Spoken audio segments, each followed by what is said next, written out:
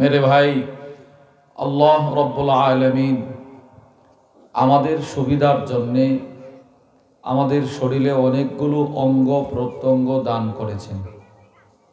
চলার সুবিধার জন্য পা দিলেন, হাঁটার সুবিধার জন্যেও পা, দেখার সুবিধার জন্য চোখ, কোনো কিছুর ঘ্রাণ নেওয়ার জন্য নাক, কথা বলার সুবিধার জন্য আল্লাহ আমাদেরকে জিহ্বা দিয়েছেন এবং বাক শক্তিও দান করছেন। বলেন আলহামদুলিল্লাহ। সমস্ত অঙ্গ প্রত্যঙ্গের ভিতরে সবচাইতে আজীব আশ্চর্য একটি অঙ্গের নাম হচ্ছে জিহ্বা। বড় আজীব। আমাদের হযরত ওয়ালা হাকিমুন নফস আল্লামা মুফতি মুশতাকুন নবী কাসিম হাফিজাহুল্লাহ হুজুর গত ইসলাহি মজলিসের আগের মজলিস অক্টোবরে যে মজলিসটা হয়েছে ইসলাহি মজলিস হুজুরের মাদ্রাসায় কুমিল্লা সুধন্যপুর, ওইটার মধ্যে হুজুর বলছেন জিহ্বা মানুষের শরীরে এমন একটা অঙ্গ যে অঙ্গটা হাজার বার ব্যবহার করলেও কখনো ক্লান্ত হয় না। আজ পর্যন্ত কোনো মানুষ এই কথা বলে নাই, কিরে ভাই তুমি যদি কোনো কথা বলো না, না ভাই কথা আর কেমনে বলো, কথা বলতে বলতে বিকালবেলা কেউ এই কথা বলে না যে আমার জিহ্বাটা ব্যথা করতেছে, এটা কেউ বলে? বলেন আজ পর্যন্ত কিন্তু আমরা কারো কাছে এটা শুনি নাই। মুখ বন্ধ কেন? জিহ্বা ব্যথা করে না, মাথা ব্যথা করে এইটা বলে, কিন্তু জিহ্বা ব্যথা করে এইটা আজ পর্যন্ত কেউ বলে নাই। হুজুর বলেন যদিও এই জিহ্বা কখনো ব্যথিত হয় না, কিন্তু এই জিহ্বাটা কোটি কোটি মানুষকে কোটি কোটি বছরের জাহান্নামে ঢোকায় দেবে, মানুষকে ব্যথিত করবে। এটার মধ্যে কোনো ব্যথা নাই, কিন্তু আমারে ব্যথিত করবে। এই জিহ্বাটার অপব্যবহার, এই জিহ্বাটার অযথা কথা, অনার্থক কথা আমারে জাহান্নামে ঢোকায় দিবে। এজন্য আমার তিলাওয়াতকৃত আয়াতে আল্লাহ রব্বুল আলামিন জিহ্বাকে যেন আমরা সতর্ক রাখি, জিহ্বার ব্যাপারে যেন আমরা সতর্ক হই, সে বিষয়টার প্রতি আল্লাহ রব্বুল আলামিন আলোচনা করেছেন। জিহ্বাকে সতর্ক রাখার অর্থ হচ্ছে জিহ্বাকে চুপ রাখা, চুপ থাকা, বেশি বেশি চুপ থাকা। বলেন বলেন বেশি বেশি কি থাকা? চুপ থাকা। এবার প্রশ্ন, হুজুর চুপ থাকা কাকে বলে? পৃথিবীর ইতিহাসে বিখ্যাত একজন আলেম ছিলেন ইমাম জালালউদ্দিন আস-সুয়ুতি রাহিমাহুল্লাহ।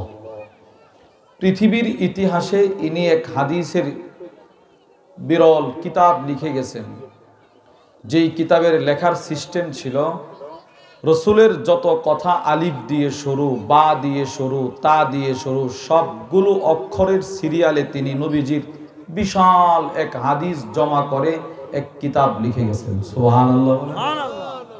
যেই কিতাবের নাম আল জামিউস সগীর মিন আহাদিসিল বাশীর ওয়ান নাদির। ওই কিতাবের ব্যাখ্যা গ্রন্থ লিখেছেন আল্লামা আব্দুর রউফ আল মানাভি।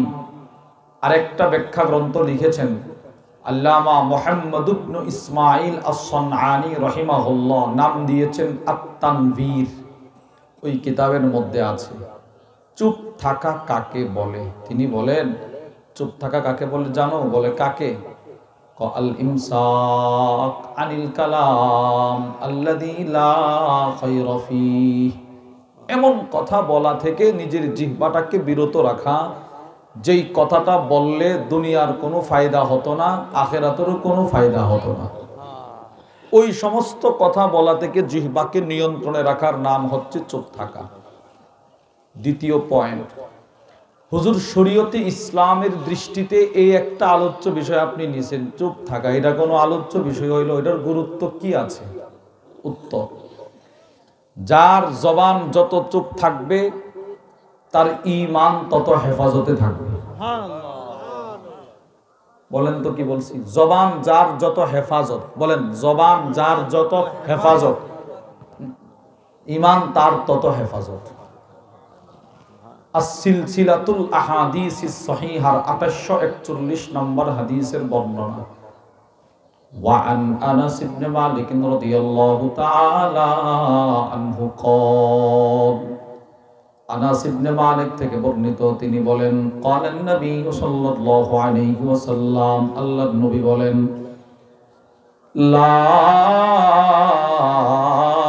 ইস্তাকিমু ঈমানু আবদিন হাত্তা ইস্তাকিমা কলবুহু নবীজি বললেন আমার উম্মতের ঈমান ততক্ষণ পর্যন্ত ঠিক হবে না যতক্ষণ পর্যন্ত না তার কলব ঠিক হবে। আমাদের প্রত্যেকের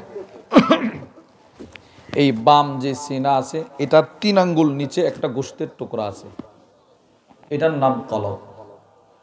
নবীজি বলেন এই কলব যতক্ষণ পর্যন্ত ঠিক না হবে ততক্ষণ পর্যন্ত মানুষের ঈমান ঠিক হবে না। ঈমান ঠিক বলেন বলেন বলেন বলেন ঈমান ঠিক হবে না, কথা বলতে হবে। এবার রাসূল বলে এখন কি বলে দেখেন, ওয়ালা ইস্তাকিমু কলবুহু হাত্তা ইস্তাকিমা লিসানুহু এই কলব ততক্ষণ পর্যন্ত ঠিক হবে না যতক্ষণ পর্যন্ত না বান্দার জবান ঠিক না হবে। তাহলে বোঝা গেল ফলাফল জবান ঠিক, কলব ঠিক, ঈমান ঠিক। সুবহানাল্লাহ বলেন, সুবহানাল্লাহ বলেন। তো 1 নাম্বার কি ঠিক? জবান ঠিক। 1 নাম্বার জবান। এবার এটা ঠিক হলে কোনটা ঠিক? কলব। এবার কলব ঠিক হলে ঈমান ঠিক। তাহলে বোঝা গেল জবান ঠিক না হলে মানুষের ঈমান ঠিক হবে না। এখন একটা হাদিস শুনেন, এই যে আল্লাহ হায়াতে বরকত দিলে আর কি, আল্লাহ যদি হায়াত দেয় আর কি আমরা ঘুমাবো, ঘুম থেকে ফজরের আগে আমরা জাগ্রত হব। আল্লাহর রাসূল বলে মানুষ যখন সকালে ঘুম থেকে জাগ্রত হয় তার শরীরের সবগুলো অঙ্গ, হাত পা চোখ নাক একসাথে জিহ্বাকে বলে ভাই সকাল হয়ে গেছে, তুই কিন্তু ভালো করে থাকবি, তুই কিন্তু আল্লাহরে ভয় করবি।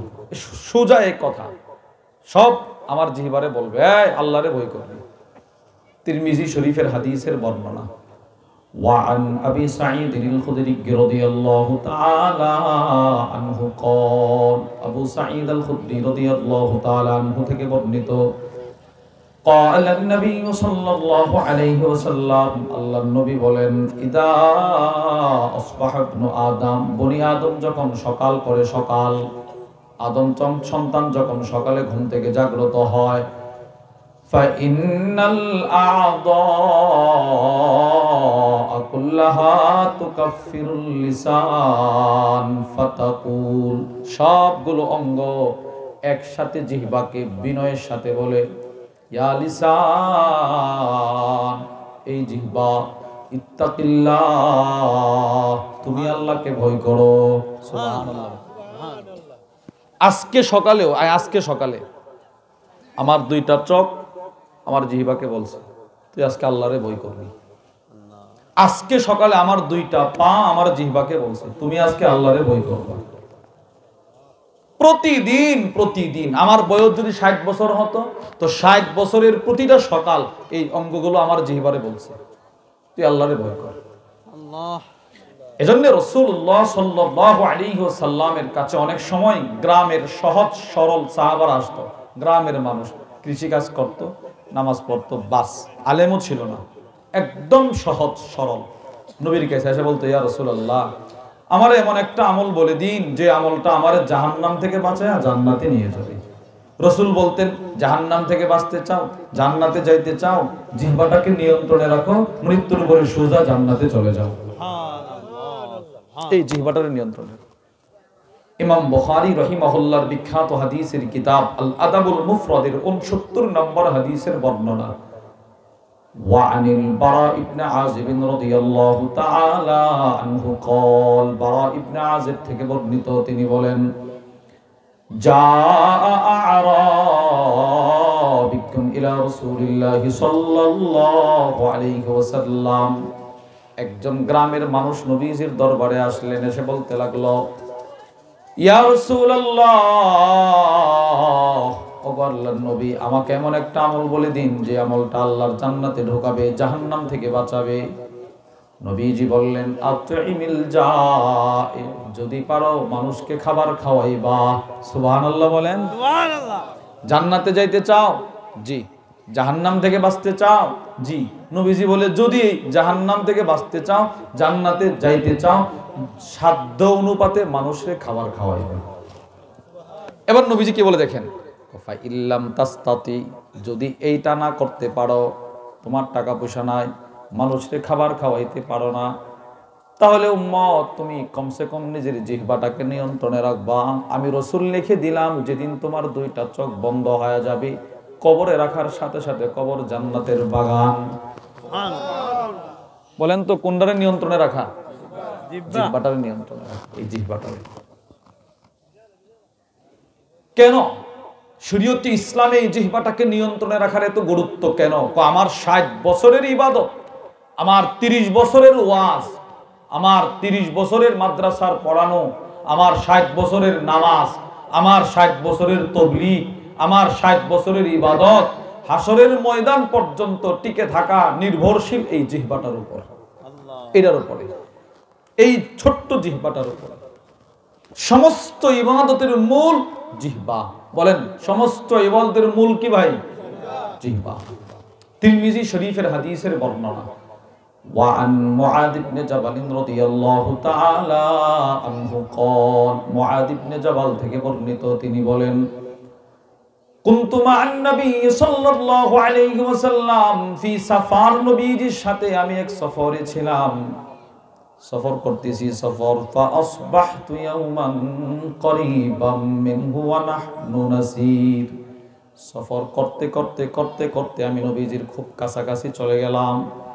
আল্লাহর রাসূলকে গিয়ে বললাম, ইয়া রাসূলুল্লাহ, ও আল্লাহর নবী, কি মুআজ, কুদুল্লানি আলা আমালিন আও আখবিরনি বিআমালিন ইউদখিলুনিল জান্নাহ ওয়া ইউবাইদুনি মিনান নার, আপনি আমাকে এমন একটা আমল বলেন যে আমলটা আমি মুআজরে জান্নাতে নিবে, জাহান্নাম থেকে বাঁচাবে। আল্লাহর রাসূল চুপ থাকলেন কতক্ষণ, দীর্ঘ সময় নবীজি চুপ থাকার পর বলে, মুআজ লাকাদ সাআলতানি আন আযীম, তুমি আমার একটা কঠিন প্রশ্ন করছো মুআজ, জাহান্নাম থেকে বাঁচা, জান্নাতের আমল, অনেক কঠিন রে মুআজ। এরপরে নবীজি বলে, যদি জান্নাতে যেতে চাও, জাহান্নাম থেকে বাঁচতে চাও, তা'বুদুল্লাহ, তুমি ইবাদত করবে আল্লাহ। আমরা ইবাদত করব শুধু কার? আল্লাহ। সবাই বলেন কার? আল্লাহ। মুআজ তুমি শুধু ইবাদত করবে আল্লাহ। আচ্ছা, নামাজ ফরজ হলে নামাজ আদায় করবা, যাকাত ফরজ হলে যাকাত দিবা, সন্তানদের উপরে নামাজ ফরজ হলে নামাজের জন্য তারগিব দিবা, এবার হজ ফরজ হলে হজ করবা, রমজান পাইলে রোজা রাখবা। এই 5টা ইবাদত বলার পর নবীজি বলে, মুআজ আমি কি তোমাকে আরো কল্যাণের দরজা সমূহের কথা বলে দিব? মুআজ বলে, জি বলেন। নবীজি বলে, আস-সাদাকা তুতফিউল খাতিআ কামা ইউতফিউল মাউন নার, মুআজ রে যদি পারো সময়ে সময়ে কিছু সাদাকা করবা, করলে কি লাভ? আল্লাহর রাসূল বলে, মুআজ পানি যেমন আগুনকে নিভায়া দেয়, সদকা তেমন বান্দার গুনাহকে মিঠায়া দেয়, এগুলো করবা। এই ইবাদত বলার পর নবীজি বলে, মুআজ যতগুলো ইবাদতের কথা বললাম সবগুলোর মূল জিনিসটাকে তোমাকে বলে দিব? মুআজ ইবনে জাবাল বলে, জি বলেন। ফা আখাযা বিলিসানি, দেখেন নবীজি এখন নিজে নিজের জিহ্বা ধরে টান শুরু করছে। আল্লাহর রাসূল নিজের জিহ্বা ধরে টানতেছে। আল্লাহর রাসূল বলে, মুআজ যত ইবাদতই করো না কেন, এই জিহ্বাটাকে নিয়ন্ত্রণে রাখবা, এইটা যেন তোমার আমলটা ধ্বংস না করে দেয়। ওই নজর, জিহ্বাও কি আমল ধ্বংস করে? হ্যাঁ, আমার সারা জীবনের ওয়াজ এই জিহ্বা ধ্বংস করে দিবে, আপনার সারা জিন্দেগীর ইবাদত এই জিহ্বা ধ্বংস করে দিবে। মুসলিম শরীফের হাদিসের বর্ণনা, وعن أبي هريرة رضي الله تعالى عنه قال قال النبي صلى الله عليه وسلم, আবু হুরায়রা থেকে বর্ণিত, নবীজি একদিন সাহাবাদের সামনে একটা প্রশ্ন ছুড়লেন। প্রশ্ন কি? প্রশ্ন, আল্লাহর রাসূল বলতে লাগলেন, আতাদরুনা মাল মুফলিস, ও সাহাবারা তোমরা কি জানো সবচাইতে বড় অসহায় কে? তোমরা জানো অসহায় কে? ক্বালু আল মুফলিসু ফিনা মান লা দিরহাম লাহু ওয়ালা মাতা, সব সাহাবারা জবাব দিল, ওগো নবীজি আমরা তো অসহায় বলতে বুঝি যার টাকা পয়সা নাই, যার ঘর বাড়ি নাই, যার ব্যাংক ব্যালেন্স নাই, সে অসহায়। নবীজি বলে, না, সে অসহায় না, তাহলে কে অসহায়? আল্লাহর রাসূল বলেন, ইন্নাল মুফলিসা মিন উম্মতি ইয়াতি ইয়াউমাল কিয়ামাতি বিসালাতিন ওয়া সিয়ামিন ওয়া যাকাত। আমার উম্মতের সবচাইতে বড় অসহায় হচ্ছে ওই ইবাদতগার যে হাসরের ময়দানে অনেক নামাজের ইবাদত নিয়ে দাঁড়াবে, অনেক রোজার সওয়াব নিয়ে দাঁড়াবে, অনেক হজের সওয়াব নিয়ে দাঁড়াবে, অনেক দান সৎকার সওয়াব নিয়ে দাঁড়াবে। আল্লাহর রাসূল বলেন, কিন্তু যখন আল্লাহ তাআলা ওই লোকটাকে জান্নাতের ফয়সালা করে দিবেন, ঠিক সেই মুহূর্তে ওয়ায়াতি মান কদ শাতামা হাযা ওয়া কাযাফা হাযা, কিছু মানুষ আইসা এই হাজী সাহেবের বিরুদ্ধে, এই নামাজের বিরুদ্ধে, এই আলেমের বিরুদ্ধে, এই মুসল্লির বিরুদ্ধে, এই বক্তার বিরুদ্ধে আইসা বলবে, আল্লাহ ও আল্লাহ, এই লোকটা যত ইবাদত করছে না কেন, দুনিয়াতে সে তার জিহ্বাটা দিয়ে আমারে কষ্ট দিছে, সে আমারে জিহ্বা দিয়ে কষ্ট দিছে, সে আমার জিহ্বাটা দিয়ে আমার উপরে মিথ্যা সাক্ষ্য দিয়ে আমি নির্দোষ মানুষটাকে বছরের পর বছর জেলখানায় বন্দী করছে, সে তার জিহ্বাটা দিয়ে গ্রাম্য সালিশে আমার বিরুদ্ধে মিথ্যা সাক্ষী দিয়ে আমারে মানুষের সামনে অপমানিত করছে। আল্লাহ, দুনিয়াতে আমি কারো কাছে সুবিচার পাওয়ার আমার আস্থা ছিল না আল্লাহ, কিন্তু এটা আমি স্টক করে হাসরের ময়দানের জন্য রেখে দিয়েছিলাম, আজকে বিচারটা করেন। আল্লাহর রাসূল বলেন, আল্লাহ তাআলা ওই ইবাদতকারীর জান্নাতের দরজা বন্ধ করে দিবেন। নাউজুবিল্লাহ বলবেন না? নাউজুবিল্লাহ, নাউজুবিল্লাহ। এই গিট লাগা, সে দাঁড়ায় যাবে। নবীজি বলেন, ফায়ুতা হাযা মিন হাসানাতি ওয়া হাযা মিন হাসানাতি। ইবাদতকারীর ইবাদতগুলো সে যাদেরকে গালি দিয়েছিল, নবীজি বলেন আল্লাহ এদেরকে দিয়ে দিবেন। এর ইবাদত এই দিয়ে দাও। মনে করেন আমি আপনাদেরকে গালি দিছি, সবাইরে মনে করেন আমি মিথ্যা সাক্ষ্য দিছি, আমি গালি দিছি, কি ইউসুফ বিন ইকবালের সব ওয়াজের সব এদেরকে বন্টন করে দিয়ে দাও। এবার মনে করেন 10 জন দিয়ে আমার সব সওয়াব শেষ, আরো যে 40 জন বাকি, নবীজি বলে কি জানেন, ফাইন ফানিয়াত হাসানাতুহু ক্বাবলা আন ইউকদা মা আলাইহি উখিযা মিন খাতায়াহুম, আরো যে 40 জন বাকি রয়ে গেল, আল্লাহ তাআলা বলবে কি মিয়া ইবাদত তো সব শেষ, জবান তো শেষ করে দিল, এবার ওই 40 জনের গুনাহ আমার কাঁধে চলে আসবে। আপনারা বলেন, আপনারা বলেন, এই নামাজি এই ইবাদতকার কি হাসরের ময়দানে গুনাহ নিয়ে উঠছিল না ইবাদত? বলেন বলেন কি নিয়ে? এবার আপনার হাদিসটা বুঝে থাকলে বলেন তো, উনার এত বছরের ইবাদত গুলো কোন জিনিসটা ধ্বংস করছে? জিহ্বা, এই জবান। এজন্য হযরত সাহাবা ইকরাম রাদিয়াল্লাহু তাআলা আনহুম আজমাইন এই জিহ্বার ব্যাপারে খুব সতর্ক থাকতেন, খুব সতর্ক। আপনি কল্পনাও করতে পারবেন না যে একজন সাহাবী জিহ্বা সম্পর্কে এতটা সতর্ক থাকতে পারে। সহিহ আত-তারগীব ওয়াত তারহীবের মধ্যে আছে, আব্দুল্লাহ ইবনে মাসউদ ইত্তাকাস সফা, সফা পাহাড়ের উপরে উঠছে, সফার উপরে। যারা হজ উমরা করছেন আপনারা দেখছেন, সফা পাহাড়টা এখনো গ্লাস দিয়ে ফিট করা আছে, গ্লাস ফিট করা, এখান থেকে ছাই শুরু হয়, একটু উঁচু, তো ওই সময় তো আরো উঁচু ছিল, এখন তো আধুনিক। সফার উপরে উঠছে আব্দুল্লাহ ইবনে মাসউদ, উঠে নিজে নিজের জিহ্বাটা ধরে টানতেছে, টানতেছে। সাহাবী নিজের জিহ্বা ধরে টান, যখন ছিঁড়ে ফেলবে, টানে আর বলে কি জানেন, ইয়া লিসান, এই জিহ্বা, কুল খায়রা তাগনাম, যদি পারস ভালো কথা বলবি এটা তোর জন্য গনিমত, ওয়াসকুত আন শাররিন তাসলাম, খারাপ কথা বলা থেকে চুপ থাকবি, এটা তোর জন্য নিরাপদ। দেখেন আব্দুল্লাহ ইবনে মাসউদের মতো সাহাবী, কত বড় সাহাবী জানেন? আল্লামা ইমাম শামসুদ্দিন যাহাবী রাহিমাহুল্লাহ তার বিখ্যাত কিতাব সিয়ারু আ'লামিন নুবালার মধ্যে লেখেন, ইনি এত বড় সাহাবী ছিলেন, ইনি বলেন, মা নাযালাত আয়াতুন ফি কিতাবিল্লাহি আযজা ওয়া জাল্লা ইল্লা ওয়া আনা আ'লাম ফিমা নাযালাত ওয়া আইনা নাযালাত। আব্দুল্লাহ ইবনে মাসউদ বলে, আল্লাহর কোরআনের সবগুলো আয়াত কখন, কোথায়, কিভাবে, কেন নাজিল করা হয়েছে সব আমি আব্দুল্লাহ ইবনে মাসউদের এখনো মুখস্থ আছে। সুবহানাল্লাহ বলেন না? এটা কি সাধারণ কথা মনে করছেন? কোরআন শরীফের যতগুলো আয়াত সবগুলো কোথায়, কখন, কেন নাজিল হয়েছে আব্দুল্লাহ ইবনে মাসউদ বলে সব আমার মুখস্থ আছে। এত বড় সাহাবী। 2 নম্বর ওনার বৈশিষ্ট্য, ইমাম শামসুদ্দিন যাহাবী রাহিমাহুল্লাহ লিখেন, আল্লাহর নবীর পরে, এই কথাটা খেয়াল করে শুনেন, নবীজির পরে, বলেন তো কার পরে? নবীজির পরে। আল্লাহর রাসূলের পরে মক্কার জমিনে আবু জাহেলের সামনে, কাফেরদের সামনে সর্বপ্রথম যিনি উচ্চ কণ্ঠে আল্লাহর কোরআন তিলাওয়াত করেছিলেন তিনি আব্দুল্লাহ ইবনে মাসউদ। যে সময় নিজের ইমান যে আনছে এটা প্রকাশ করলেই কাফেররা মেরে ফেলতো, ওই সময় কাফেরের সামনে কোরআন শরীফ তেলাওয়াত করছে, আবার আবু জাহেলের সামনে। সাহসটা করে দেখেন তো সাহাবী। মনে মনে বলতেছেন হুজুর না জানে কত বড় সাহাবী ছিল। না, সাহাবী একদম ছোট, এই আমাদের এই স্টেজ থেকে এখান থেকে এতটুকু লম্বা। সুবহানাল্লাহ বলেন না। আপনারা যারা নিচে বসছেন, আরাম করে যারা বসছেন, আরবের মানুষগুলো এইভাবে বসলে যুদ্ধরুচু দেখা যায়, সাহাবী এতটুকু লম্বা ছিল।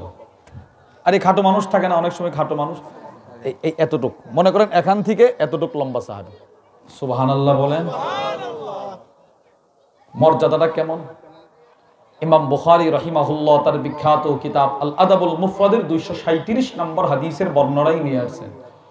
আলী ইবনে আবি তালিব রাদিয়াল্লাহু তাআলা আনহু থেকে বর্ণিত, তিনি বলেন নবীজি আব্দুল্লাহ ইবনে মাসউদকে আদেশ করছে, আব্দুল্লাহ, জি ইয়া রাসূলুল্লাহ, ওই যে একটা গাছ দেখা যায়, জি, ওই গাছ থেকে একটা মিসওয়াকের ডাল নিয়ে আসো, যাও। উনি গাছে উঠছে মিসওয়াকের ডাল আনার জন্য, সাহাবারা নিচে বসা। তো ইজার চাদরটা বাতাসে উঠতেছে, লুঙ্গিটা উঠতেছে, ওনার পা গুলো ছিল চিকন, খাটো মানুষ, এরকম চিকন পা ছিল। সাহাবারা ওনার চিকন পা দেখে একটা হাসি মারছে। আল্লাহ রসুল কষ্ট পাইছে। নবীজি বলে তোমরা হাসি দিলে কেন? সাহাবারা বলে ইয়া রাসূলুল্লাহ, দেখেন না কি চিকন দুইটা পা। আল্লাহর রসুল তখন একটা ভারাক্রান্ত হৃদয় নিয়ে একটা ছোট্ট বক্তব্য দিয়েছিল। নবীজি বলে লারিজুলু আব্দুল্লাহ ইবনে মাসউদ আসকালু ফিল মিজান ইয়াউমাল কিয়ামাতি মিন উহুদ। শোনো শোনো, আমার এই ছোট্ট চিকন সাহাবীর একটা চিকন পায়ের ওজন দেখা, একটা চিকন পা দেখা তোমরা হাসি মারছো। তোমরা শোনো, আমি নবী বলে দিলাম, হাসরের কঠিন ময়দানে মিজানের পাল্লায় উহুদ পাহাড়ের চাইতেও তার একটা পায়ের ওজন কোটি গুণ বেশি হবে। সুবহানাল্লাহ, সুবহানাল্লাহ। উহুদ পাহাড়ের চাইতেও বেশি ওজন হবে ওনার একটা পা। এবার চিন্তা করেন তো কি পরিমাণ দামি সাহাবী ছিলেন তিনি। এই সাহাবী নিজের জিহ্বা সম্পর্কে এতটাই ভীত সন্ত্রস্ত যে জিহ্বা ধরে টানে আর বলে, জিহ্বা তুই আমারে জাহান্নামে নিস না, তুই আমারে জাহান্নামে নিস না। উনাদের তুলনায় আমরা কোথায় আছি বলেন? সারা জিন্দেগি সকাল থেকে শুরু হয় ফটর ফটর, একদম ঘুমানোর আগ পর্যন্ত অযথা কথা, অনর্থক কথা। নবীজিও নিষেধ করছে, বুখারী শরীফের হাদিসের বর্ণনা।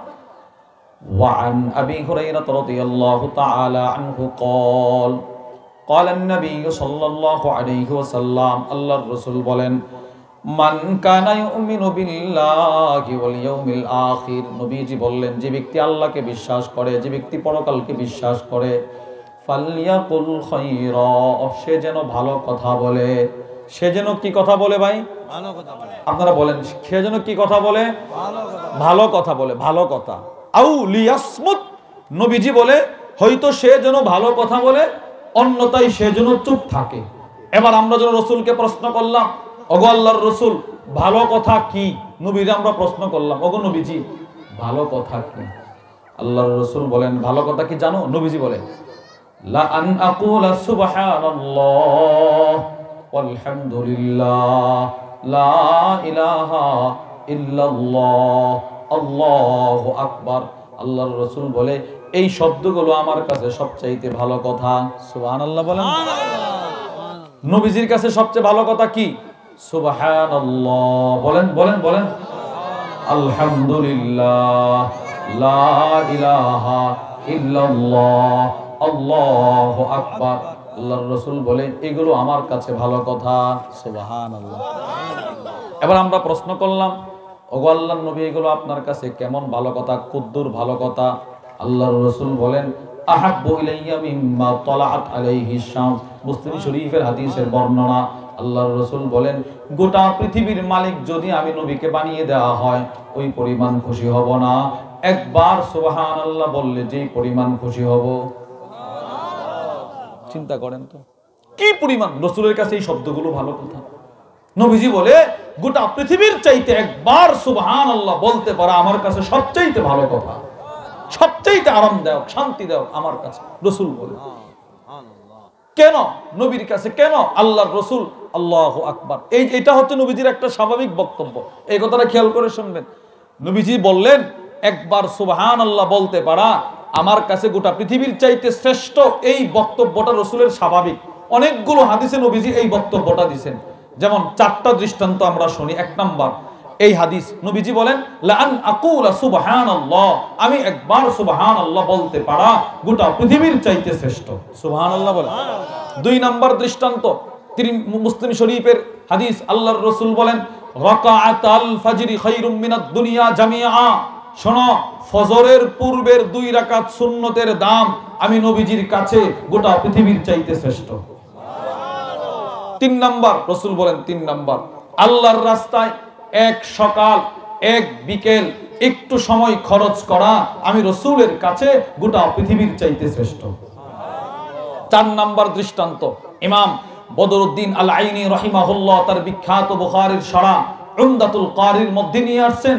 আল্লাহর রাসূল বলেন সূরাতুন নিসার এই আয়াত মান ইয়ামাল সুআই ইউজজাবি, এই আয়াতটি যখন নবীর উপরে নাজিল করা হলো আল্লাহর রাসূল সাহাবাদের সামনে হেসে হেসে গেলেন। নবীজি মুস্কি মুস্কি হাসি দিয়া সাহাবাদের সামনে গিয়ে বলে, শোনো আজকে রাত্রে আমার উপর একটা আয়াত নাজিল করা হয়েছে, ওই আয়াতটা গোটা পৃথিবীর চাইতে আমার কাছে শ্রেষ্ঠ। তাহলে 4টা বক্তব্য আমরা শুনছি। নবীজি খালি বলে গোটা পৃথিবীর চাইতে শ্রেষ্ঠ, গোটা পৃথিবীর চাইতে শ্রেষ্ঠ, গোটা পৃথিবীর চাইতে শ্রেষ্ঠ। এই যে একটা কথা গোটা পৃথিবীর চাইতে শ্রেষ্ঠ, এর অর্থ কি?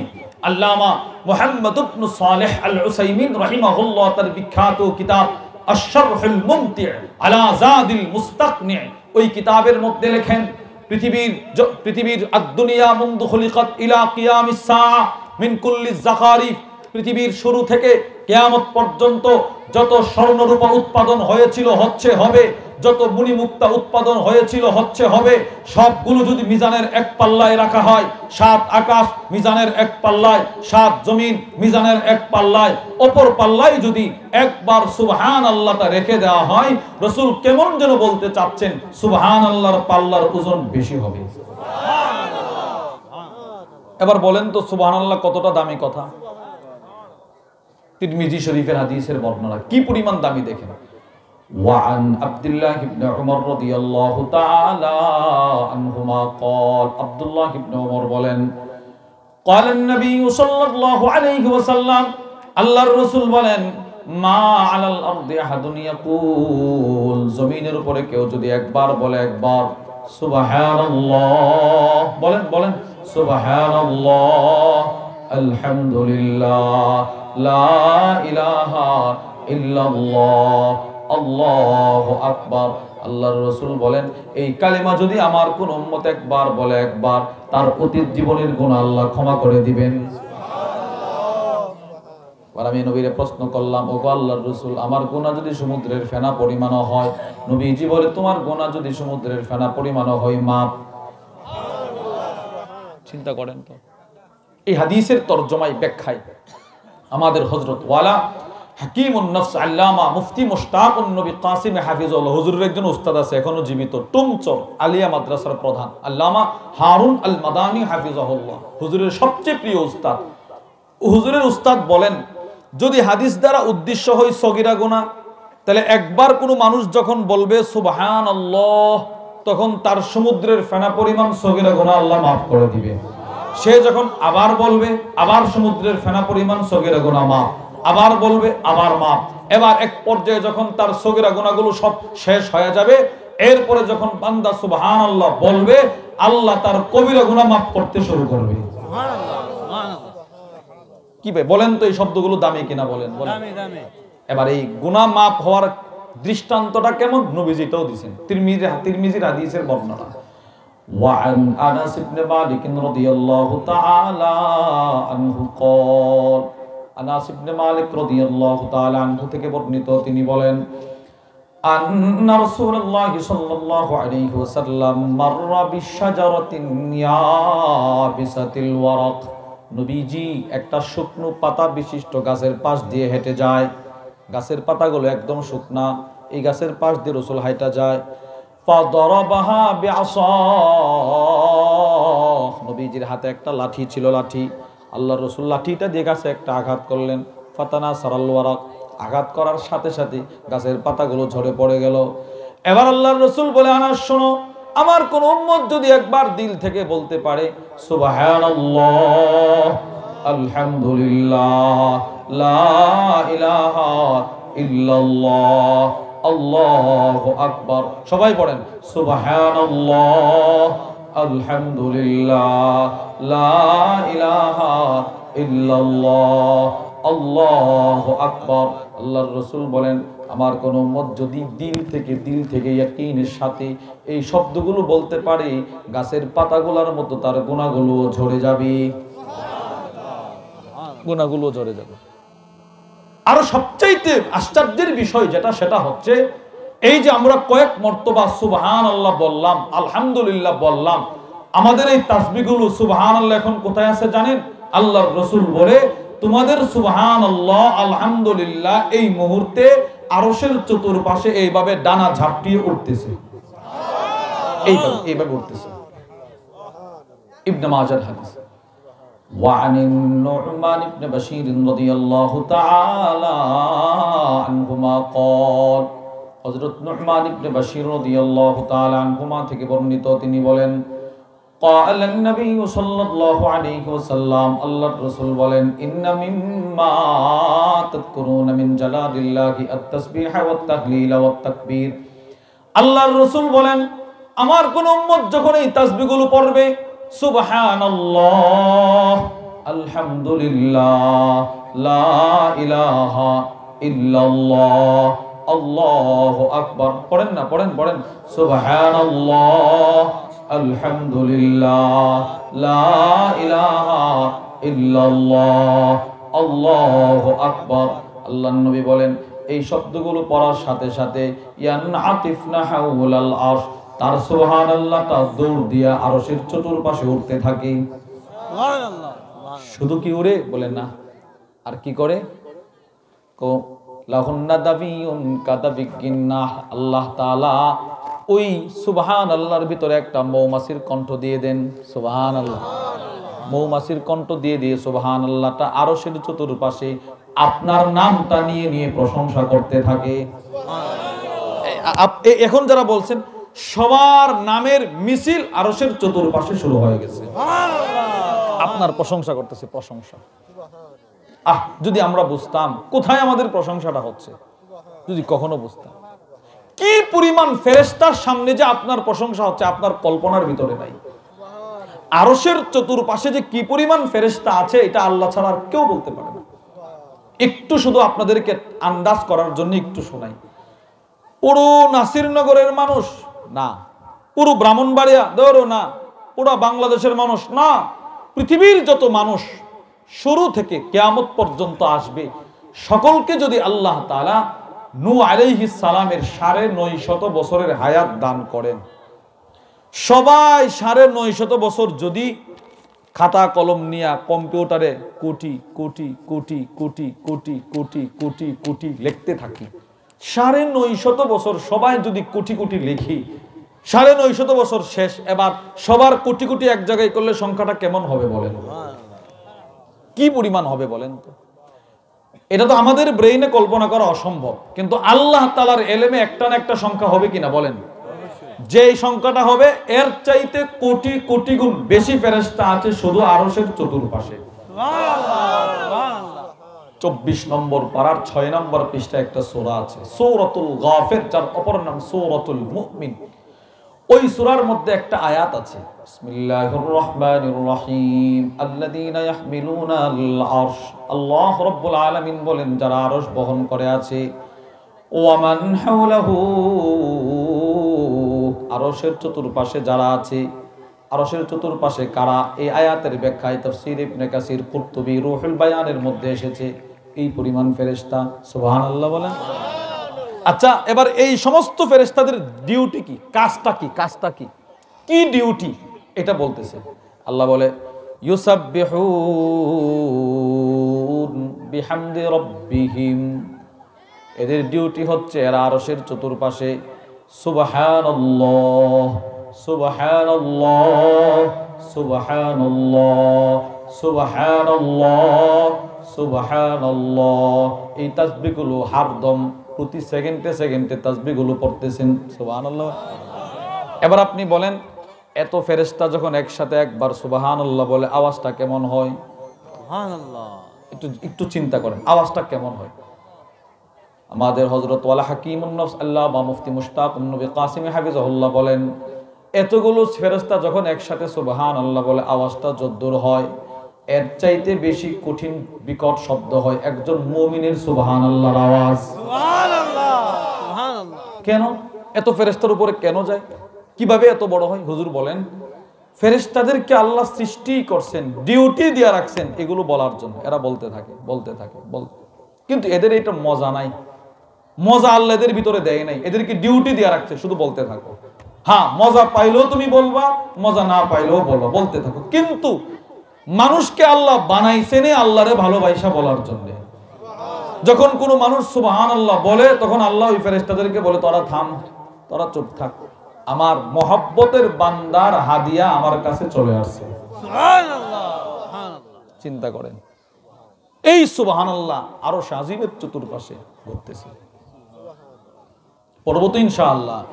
তাহলে এবার বলেন তো ভালো কথা কি? সুবহানাল্লাহ। বলেন ভালো কথা কি?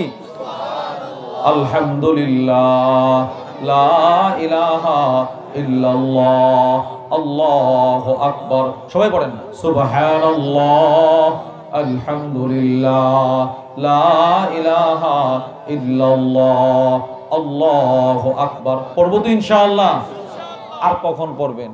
অভ্যাস যে এখনো হয় নাই। আল্লাহর রাসূল মুসলিম শরীফের হাদিসের বর্ণনায় পড়ে দেখেন, এগুলো আমার জান্নাতে যাওয়ার পথ, সনদ। সুবহানাল্লাহ বলেন। নবীজি বলে, নবীজি ক্বালা রাসূলুল্লাহ সাল্লাল্লাহু আলাইহি ওয়াসাল্লাম, আল্লাহর নবী বলেন, খাসলাতান, দুইটা গুণ এমন আছে, দুইটা গুণ, আও খাল্লাতান, দুইটা সিফত, লা ইউহাফিজু আলাইহিমা আবদুন মুসলিমুন ইল্লা দাখালাল জান্নাহ। আল্লাহর নবী বলেন, দুইটা গুণ এমন আছে, আমার কোন উম্মত যদি ওই দুইটা গুণ হেফাজত করতে পারে, মৃত্যুর পরে সোজা জান্নাতে চলে যাবে। এক নাম্বার, প্রত্যেক ফরজ নামাজের পরে 10 বার সুবহানাল্লাহ বলেন, বলেন, বলেন, সবাই বলেন, সবাই সুবহানাল্লাহ, শুদ্ধ করে সুবহানাল্লাহ বলেন। কতবার? কতবার? আর 10 বার আলহামদুলিল্লাহ বলেন তো, আর 10 বার আল্লাহু আকবার। তাহলে মোট কত হলো? 30। কতবার? এবার প্রত্যেক ফরজ নামাজের পরে 10 বার 10 বার 10 বার 30 বার, তাহলে 5 30 এ 150। 5 30 এ কত? আল্লাহর রাসূল বলে, তুমি প্রত্যেক ফরজ নামাজের পরে 10 বার পড়লা, 10 বার পড়লা, 10 বার, তোমার মোট হইল জবানে উচ্চারণ 150, মিজানের পাল্লা এগুলো হয়ে যাবে 1500। এবার আল্লাহর রাসূল বলে, তুমি যদি প্রত্যেক ফরজ নামাজের পরে আমলটা করে যাইতে পারো, হালাল হারাম বেছে চলতে পারো, আল্লাহ না করক এশারের নামাজের পরে তাসবিহগুলো পড়লেন, ফজরের আগে যদি আপনার ইন্তেকাল হয়ে যায়, নবীজির হাদিস সাক্ষী, মৃত্যুর পরে সোজা আল্লাহর জান্নাতের মেহমান। পড়ব তো ইনশাআল্লাহ। আমরা যে পড়ি না। সাহাবারা বলে, ইয়া রাসূলুল্লাহ, তো জান্নাত অনেক সহজ। নবীজি বলে, না, আমার অনেক উম্মত এটা পড়তে পারবে না। নবীজি বলে, ওমা ইয়াসির, আমলগুলো বড় সহজ, জান্নাতের আমল বড় সহজ, মাইয়া আমালু বিহিমা কলিল। নবীজি বলেন, আমলের করনেওয়ালার সংখ্যা বড় কম। সাহাবার আশ্চর্য, কেন গো আল্লাহর নবী? আল্লাহর রাসূল বলে, আমার উম্মত সালাম ফিরাবে, দোকানের কথা মনে হবে, ক্ষেতের কথা মনে হবে, জ্বালা দিতে হবে মনে হবে, খেতে পানি দিতে হবে মনে হবে, ঠুট করে নামাজের বিছনা থেকে ওইটা ওখানে চলে যাবে। ওই সময় যদি আমার উম্মত 1 মিনিট বসে এই তাসবিহগুলো পড়তে পারতো, আর যদি খেতে গিয়েও মারা যাইতো, মৃত্যুর পরে জান্নাতে চলে যেত। আমরা পড়বো তো ইনশাআল্লাহ। আচ্ছা আপনি বলেন, 10 বার 10 বার 10 বার 30 বার পড়তে 3 ঘন্টা লাগবে? 1 মিনিট লাগে। 1 মিনিট। কয় মিনিট?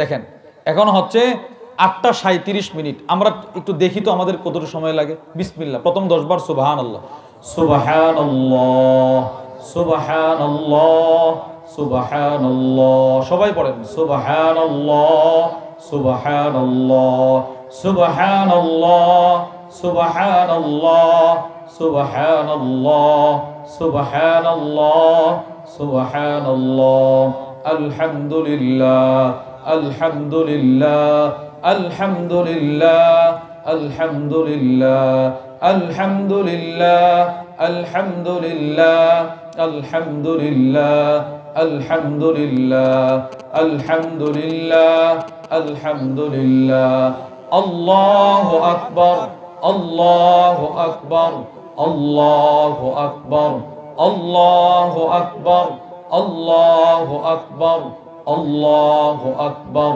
আল্লাহু আকবার আল্লাহু আকবার আল্লাহু আকবার আল্লাহু আকবার। এই হলো 30 বার। কত মিনিট লাগছে? 1 মিনিট। এই যে 38, 1 মিনিট। রাসূল কেমন যেন বলতে চাচ্ছেন, তুমি 1 মিনিটে জান্নাতের সনদ পেয়ে গেছো। আমরা পড়বো কখন? আমার এখনো মনে আছে। হিম্মত করলে সবকিছু সহজ। আমি যখন সর্বপ্রথম আমাদের এই ভাই, উনিও সদুন্নপুর যান, আমাদের এই ভাইও সদুন্নপুর যান, ওনারা হুজুরের এখানে ইসলামী মজলিসে যান, ওনারা অনেক সময় দেখতেও পারে। আমি যখন প্রথম সদুন্নপুর গেছি, আমাদের হযরত ওয়ালা হাকিমুন নফস আল্লামা মুফতি মুশতাকুন নবী কাসিম হাফিজাহুল্লাহ, আমি এশারের পরে বসে রয়েছি মসজিদের এক কর্নারে। তো হুজুরে এশারের নামাজের পরে মানুষকে বলতেছে, কে কই দিন তাকবীরওয়ালা সহকারে নামাজ পড়ছেন, দাঁড়ান, বলেন, কারগুজারি বলেন। আমি তাকায় দেখি একজন মুরব্বী এভাবে কাঁপতেছে। এই মুরব্বী দাঁড়ায় বলে, হুজুর আমি 10 বছরের ভিতরে আমার তাকবীরওয়ালা ছুটে নাই। 10 বছরের ভিতরে তাকবীরওয়ালা ছুটে নাই। একটা ছেলে এখনো আমার সাথে যোগাযোগ করে, কুমিল্লার বাড়ি, সে থাকে ঢাকায়, স্কুলে পড়ে, বয়স একদম কম, মা বাপ বেদাতি, সন্তানটারে আমাদের সাথে মিশতে দেয় না। এই ছেলেটাও আমারে বলে, হুজুর আমি হোস্টেলে থাইকাও আজকে 17 মাস আমার তাকবীরওয়ালা ছুটে নাই। আমার মাদ্রাসায়, আমাদের মাদ্রাসায় একটা ছেলে আছে, হেফজখানায় পড়ে, এখনো বালেগ হয় নাই, এত বড়। আমি ওই সদুন্নপুর থেকে দেখে এসে মাদ্রাসায় বলছি, এই ছেলে হিম্মত করছে, আজকে 14 মাস তার তাকবীরওয়ালা ছোটে নাই। তার একটা আশ্চর্যের কথা আপনারা শোনেন। বাড়িতে গেছে বন্ধে, তো এর মসজিদে যাইতে ছোট একটা বাঁশের ফুল, ওই যে আমরা কি বলে হাফু বলি, হাফু বা হাক্কা, এই যে বাঁশের ফুল পার হয়ে যাওয়া লাগে। রাত্রে ঘূর্ণিঝড় হয়েছে, বৃষ্টি হয়েছে, ফজরের নামাজ তো পড়তে হবে, গিয়া দেখে বাঁশের ফুল ভাঙ্গা। এই পাগলা বাড়ির থেকে আরেকটা পায়জামা আর নিচে পাঞ্জাবিটা হাতে নিয়ে সাতরায় ওপারে গিয়ে জামাত পড়ছে। আপনি বলেন, এখনো হুজুরে আসছিল, গত নভেম্বরের 5 তারিখ হুজুর আসছে আমাদের মাদ্রাসায়, এসে বয়ান করছে, কুন্ডা মাদ্রাসা বয়ান করে এই ছেলেটারে হাদিয়া দিছি। আমি বলছি, হুজুর এর এলো আপনার ওখান থেকে আয়সা বলছি। হুজুর বলে, এই সওয়াব আমিও পাবো। অবশ্যই পাবে, আমি ওখান থেকে দেখছি, আমি শুনছি, আমি বলছি, এরা করছে। আমরা হিম্মত করলে কি এই তাসবিহগুলো পড়তে পারবো না? ইনশাআল্লাহ বলেন ইনশাআল্লাহ। তবে হ্যাঁ, আফসোস, হুজুর তাসবিহ পড়তেও তাকে নামাজ পড়তেই বলে, নামাজ যে পড়ি না। নামাজ ছাড়া শুধু জিকির। আমাদের হযরত বলে যে লুঙ্গি মাথায় পাগড়ি বাঁধা যেমন, শুধু নামাজ বাদ দিয়া জিকির পড়া তেমন। আগে নামাজটা যদি পড়তে পারেন, আর কিচ্ছু না, শুধু নামাজটা পড়েন। আর হালাল হারাম বাইসা চলেন, হারাম খায়েন না, হালাল ছাইরেন না। আপনি বড় আলেম না, দরকার নাই। কোরআন সবগুলো পড়তে পারেন না, দরকার নাই। যদ্দূর পারেন পড়ার চেষ্টা করেন, আলেমদের কাছ থেকে শিখবেন। পুরা কোরআন মুখস্থ নাই, দরকার নাই। যদ্দূর পারেন আপনি শিখেন, বাদ বাকি আপনি হালাল হারাম বাইসা চলেন। আর নামাজটা ঠিক রাখেন, নামাজটা ছাইরেন না, নামাজটা ঠিক রাখেন। হজ ফরজ হলে করবেন না, ফরজ হলে করবেন না। যাকাত ফরজ হলে দিবেন, না হলে দিবেন না। আপনি রিক্সা চালক, আপনি কৃষক, আপনি ভ্যান চালক, চাকরিজীবী, নামাজটা ঠিক রাখেন, হালাল হারাম বাইসা চলেন। মৃত্যুর পরে সোজা জান্নাতে চলে যাবেন। এটাও তো আমরা করতে নারাজ। কখন পড়বো নামাজ বলেন? এই আজকেও দেখছি আমার বয়সে একটা ছেলে মারা গেছে, একদম সুস্থ, ঘুমাইছে, মারা গেছে। আজকে আমাদের মাদ্রাসার মহল্লার একজন মুরব্বী, খুব মহব্বত করতেন, সকালে ফজর নামাজ পড়া খেতে গেছে, ক্ষেতটা দেখার জন্য পানি দিবে, শেষ, মারা গেছে। কে কখন কার ডাক চলে আসে কেউ বলতে পারে না। কবে নামাজ পড়বো বলেন? কি পরিমাণ নামাজের প্রতি আমাদের অনীহা, কি পরিমাণ নামাজ পড়লে যেন শরীরটা জ্বলে ওঠে না। যে আল্লাহ আমার এত সুন্দর হায়াত দিলেন, ওই আল্লাহর আমি 24 ঘন্টার ভিতরে শুধু 50, আমি সবসময় বলি জুমার বয়ানে যে ভাই, স্বাভাবিক হালতে যদি নামাজটা কেউ পড়ে, এত ধীরে ধীরেও না, এত আপড়েও না, তাড়াতাড়ি স্বাভাবিকভাবে কেউ যদি নামাজটা পড়ে, তো 5 ওয়াক্ত নামাজের মসজিদের সময়টা এক জায়গায় করলে শুধু 50 মিনিট। সুবহানাল্লাহ বলেন না? শুধু কত মিনিট? তাহলে আরো তো আমি পাইছি 23 ঘন্টা 10 মিনিট। আল্লাহ বলে, যা তুই ক্ষেত লাগাবি, ক্ষেত লাগা। দোকানদারি করবি, যা দোকানে বসে থাক। সিএনজি চালাবি, চালা। তুই তুই শুধু আমার 23টা মিনিট দে, আরে তুই 50টা মিনিট দে, আমি তোর 23 ঘন্টা 10 মিনিট দুনিয়াতে দিলাম, যা মন চাই তা কর, কিন্তু মৃত্যুর পর থেকে আমি তোর হয়ে যাব জান্নাত পর্যন্ত। তুমি দিবা আমার মসজিদে গিয়ে 50 মিনিট, আমি তোমার জন্য কবরে, আমি যতদিন তুমি ততদিন জান্নাতে। সুবহানাল্লাহ বলেন। কি ভাই আর কত বলেন, বলেন নামাজ কেন পড়ি না আমরা বলেন? আরে যুবক, আমার চাইতে মুরব্বী থরথর করে কাঁপে, এবারে ওই প্রচন্ড শীতের রজনীতে ঠান্ডা পানি দিয়ে ওযু করে মসজিদে যায়, আমি যে যাই না এখনো। কত যুবক মনে মনে চিন্তা করছিল, হ্যাঁ পড়বো, নামাজ পড়বো, আর একটু বড় হইলে, এর আগেই মারা গেছে। এরকম আছে না নাই বলেন? বলেন আমাদের চোখের সামনে এরকম ঘটনা ঘটে কিনা বলেন? তুই 50টা মিনিট আমি কেন আল্লাহরে দেই না বলেন আপনি? যে আল্লাহ আমার এত কিছু দিলেন, দেখার চোখ দিলেন, কথা বলার জবান দিলেন, দৃষ্টি শক্তি দিলেন, পা দিলেন, সুস্থ একটা শরীর দিলেন, সেই আল্লাহরে আমি 50টা মিনিট দিতে পারি না? আমাদের আল্লামা মুফতি আনিসুর রহমান আশরাফি হাফিজাহুল্লাহ হুজুর বলেন, যে আল্লাহ তোমারে 10টা থেকে ঘুম পাড়াইলো, 10, 11, 12, 1, 2, 3, 4, 5, 8 ঘন্টা ধরে ঘুম পাড়াইলো, 8 ঘন্টা। এবার 5টা বাজে ওইটা শুধু, এখন তো 5টাও না, 5:50, 5:50, যা তুই 5:30টায় উঠ, 8.5 ঘন্টা ঘুমায় তুই আমার 10টা মিনিট দে, এটাও তুমি দিলা না, তো তুমি এর চাইতে বড় নিমক হারাম তো পৃথিবীতে আর কেউ থাকতে পারে না। বলেন কি ভাই, নামাজ পড়বো তো ইনশাআল্লাহ? বলেন ইনশাআল্লাহ। হিম্মত করেন ইনশাআল্লাহ, আমার জীবনে নামাজ ছুটবে না, বলেন ইনশাআল্লাহ। একদিন 2 দিন যান মসজিদে, অভ্যাস হয়ে যাবে। মুরব্বীদের অভ্যাস হয়ে গেছে, নামাজ পড়তে পড়তে অভ্যাস হয়ে গেছে, এখন আর বলা লাগে না। মসজিদের আজান, আহা মনে পড়ছে, সাহাবাদের মধ্যে একজন সাহাবী ছিলেন, নাম হারেসা ইবনে নুরমান। হারেসা, কি নাম বলেন? হারেসা। শেষ বয়সে অন্ধ হয়ে গেছিল, অন্ধ, একদম চোখে দেখতো না। ফাজাআলা খায়তাম মিন মুসাল্লা ইলাল মসজিদিন নববী। ফজরের নামাজের সময় তো অন্ধ মানুষ কিভাবে মসজিদে যাবে, যদি ফজরের জামাতটা ছুটে যায়, এই ভয়ে নিজের ঘর থেকে একটা রশি বাঁধছে মসজিদের প্লেয়ার পর্যন্ত। এক রশির একটা মাথা ঘরে আর একটা মাথা মসজিদে, কাউরে ডাক দেয় না। আজান শুনে রশি ধরে ধরে ধরে ধরে মসজিদে উপস্থিত। জামাত ছুটে নাই, জামাত ছুটে নাই।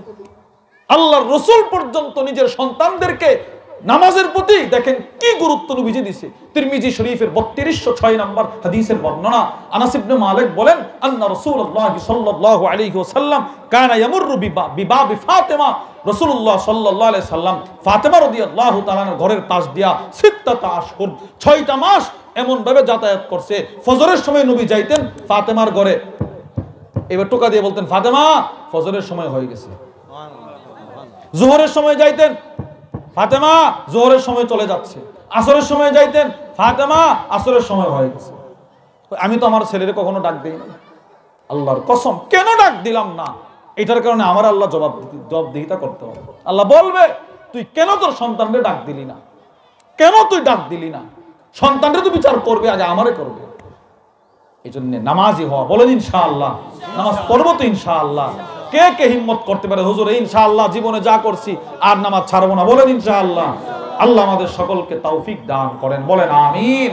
জবানকে নিয়ন্ত্রণে রাখবো তো ইনশাআল্লাহ। অযথা কথা বলবো না, বলেন না। অযথা কথা বলবো, কাউকে গালি দিব, কারোর মনে কষ্ট দিব না। আপনি ছুরির দ্বারা আঘাত করলে এই লোকটার জখম হবে, জখমটা কদিন পরে শোকায়া যায়।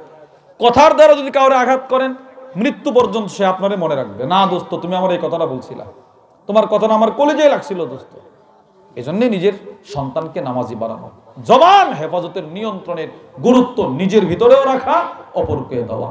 আল্লাহ আমাদের সকলকে যে কথাগুলো বললাম, সেই কথাগুলোর উপর আমাকে আপনাকে সকলকে আমল করার তৌফিক দান করেন, বলেন আমিন। জিহ্বাকে নিয়ন্ত্রণ রাখার ব্যাপারে আমরা সচেষ্ট হব তো ইনশাআল্লাহ। হ্যাঁ, চুপ থাকা, যত চুপ থাকবেন তত নিরাপদে থাকবেন। নবীজির হাদিস, আল্লাহর রাসূল বলে, মান সামাতা নাজা, যে চুপ থাকলো সে মুক্তি পেয়ে গেল। সুবহানাল্লাহ বলেন। আচ্ছা আপনারা উত্তর দিবেন, মুক্তি পাইলো কে? মাশাআল্লাহ বলেন, মুক্তি পাইলো কে? এবার এই কথাটা কি আমার না নবীজির? এবার নবীজির কথা কি পরিমাণ আপনারা বিশ্বাস করেন বলেন? আমার আব্বার কথা আমি বিশ্বাস করি না এই পরিমাণ, রাসূলের কথা যেই পরিমাণ বিশ্বাস করি। তো আমার রাসূল কোনো কথা নিজের থেকে বলে নাই, আল্লাহ যা বলাইছেন নবী সেগুলো বলছেন। আল্লাহ রাসূল তুমি চুপ থাকো, তুমি মুক্তি পাইবা। আমি প্রশ্ন করলাম কিসের থেকে মুক্তি? এই হাদিসের ব্যাখ্যায় মিরকাতুল মাফাতিহের মধ্যে মুল্লা আলী কারি রাহিমাহুল্লাহ তার বিখ্যাত কিতাব মিরকাতুল মাফাতিহের মধ্যে লেখেন, ফাকাদ নাজা মিন আফাতিদ দারাইন, তুমি দুনিয়া আখিরাতের যত অকল্যাণ, যত খারাপি, যত বিপদ সবগুলা থেকে তুমি মুক্তি পাওয়া যাইবা। দুনিয়ার যত বিপদ ওইগুলা থেকেও মুক্তি পাইবা, আখিরাতের যত বিপদ ওইগুলা থেকেও মুক্তি পাইবা। এজন্য নিজের জিহ্বাকে আমরা নিয়ন্ত্রণে রাখার চেষ্টা করব, বলেন ইনশাআল্লাহ। আল্লাহ আমাদের সকলকে জিহ্বাকে নিয়ন্ত্রণে রাখার তৌফিক দান করেন, আমিন। আমাদের পরিবার পরিজনকে জিহ্বা নিয়ন্ত্রণে রাখার তৌফিক দান করেন, আমিন। আল্লাহ এই হযরত আয়েশা আস-সিদ্দিকা রাদিয়াল্লাহু তাআলা আনহা দারুল উলুম মহিলা মাদ্রাসাটাকে আল্লাহ কবুল করেন, বলেন আমিন। আল্লাহ এই মাদ্রাসার ওসিলায় আমাদের এই এলাকার যত কবরস্থান আছে প্রতিটা কবরস্থানের মাইয়িতকে আল্লাহ maaf করে দেন, বলেন আমিন। এবং এখানে আমাদের আনচাইশা হুজুরের মাদ্রাসা আছে, আল্লাহ এই মাদ্রাসাটাকেও কবুল করেন। আল্লাহ এই মাদ্রাসাগুলোকে আমাদের সকলের হেদায়েতের নাজাতের ওসিলা বানায়া দেন, পরকালে মুক্তির ওসিলা বানায়া দেন। আমাদের হুজুর আব্দুল মতিন শাহ হুজুরের মাদ্রাসাতে ছিলেন, অনেক বড় মাদ্রাসা খাকদিউর, ওই মাদ্রাসাটাকেও আল্লাহ কবুল করেন। আমাদেরও ছোট একটা মাদ্রাসা আছে কুন্ডা মাদ্রাসা, আল্লাহ ওইটাকেও কবুল করেন। যত মাদ্রাসা আমাদের এলাকায় আছে, যত মাদারিসে কওমি আছে, আল্লাহ সবগুলোকে কবুল মঞ্জুর করেন। এই বলেই আমি আমার আলোচনার দিকে টানলাম। আপনাদের কাছে বিনীত অনুরোধ, জবানকে নিয়ন্ত্রণে রাখবো, নামাজ পড়বো। বলেন তো কয়টা? এক নাম্বার জবানকে নিয়ন্ত্রণ, মাশাআল্লাহ। বলেন এক নাম্বার কি? দুই নাম্বার নামাজ পড়বো তো ইনশাআল্লাহ। আল্লাহ আমাদের সকলকে তৌফিক দান করেন। কুমিল্লা সুধন্যপুর আমাদের হযরত ওয়ালা হাকিমুন্নাস আল্লামা মুফতি মুশতাকুন নবী কাসিম হাফিজুল্লাহ মাদ্রাসার প্রত্যেক ইংরেজি মাসের শেষ শনিবার ইসলাহি মজলিস হয়, যদি পারেন ওখানে শরীক হওয়ার চেষ্টা করবেন। আল্লাহ আমাদের সকলকে তৌফিক দান করেন। ওমা আলাইনা ইল্লাল বালাগ। যা কিছু বলেছি যদি সঠিক হয় আল্লাহর পক্ষ থেকে, ভুল হলে আমার পক্ষ থেকে। এই বলেই আমি আমার আলোচনার ইতি টানলাম।